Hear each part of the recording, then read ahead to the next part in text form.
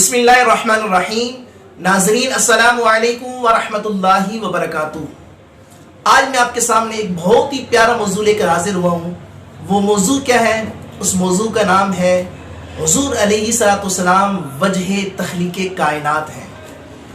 رب تعالیٰ نے حضور علیہ السلام کے صدقے سے پوری کائنات کو بنایا، اور رب تعالیٰ جل جلالہ نے حضور علیہ السلام کو بڑی شانیں، بڑی عزتیں، بڑے مرتبے، بڑے کمالات سے نوازا، اور حضور علیہ السلام کے صدقے سے اس ساری کائنات بنائی۔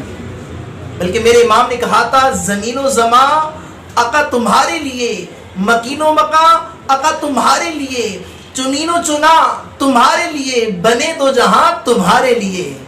اور بلکہ فرمایا، دہن میں زباں آقا تمہارے لیے، بدن میں ہے جاں آقا تمہارے لیے، ہم آئے یہاں تمہارے لیے، اٹھے بھی وہاں تمہارے لیے۔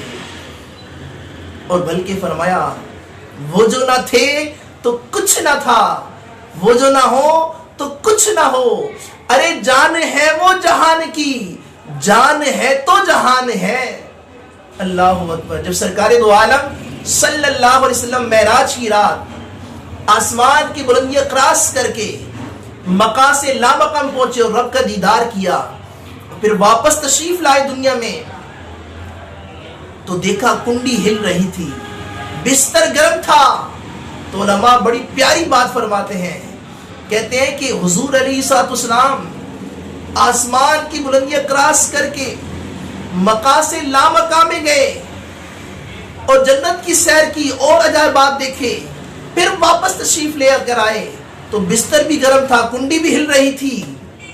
تو علماء کہتے ہیں کہ جب کائنات کی جان نہ رہی تو رب نے کائنات کو روک دیا، جب کائنات کی جان واپس آئی تو پھر کائنات چلنا شروع ہو گئی۔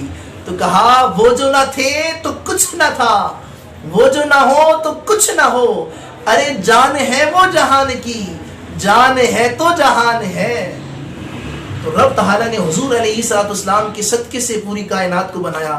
بلکہ حدیث قدسی میں فرمایا، لولاک لما خلقت الدنیا لولاک لما خلقت الافلاک۔ فرمایا، اللہ تعالیٰ نے فرمایا حدیث قدسی میں کہ اے محبوب، اگر میں تجھے پیدا نہ کرتا، نہ زمین بناتا، نہ آسمان بناتا، بلکہ فرمایا نہ جنت بناتا، نہ دوزخ بناتا، بلکہ یہاں تک فرمایا، لولاک لما اظہرت ربوبیہ، اے محبوب اگر میں تجھے پیدا نہ کرتا تو اپنا رب ہونا ہی ظاہر نہ کرتا۔ اللہ اکبر۔ تو رب تعالیٰ نے پوری کائنات کو حضور کے صدقے سے بنایا، تو جس کے صدقے سے پوری کائنات بنی، آج اس نبی کی ولادت کی آمد ہے، 12 ربیع الاول کی آمد ہے۔ تو آپ سے گزارش ہے کہ اپنے گھروں کو حضور کی آمد کی خوشی میں سجا لیجئے، جھنڈے لگا لیجئے، جھنڈیاں لگا لیجئے، اپنے گھروں کو، اپنی گلیوں کو، اپنے محلوں کو آقا کی خوشی میں سجاوٹ سے معطر کر لیجئے۔